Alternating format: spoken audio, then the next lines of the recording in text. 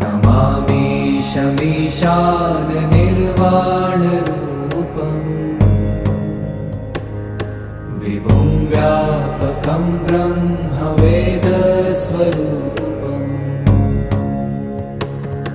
निजं निर्गुणं निर्विकल्पं निरीहम्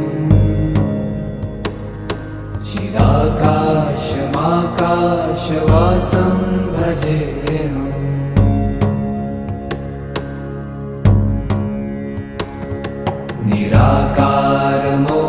निराकारमोङ्कारमूलं तुरीयम्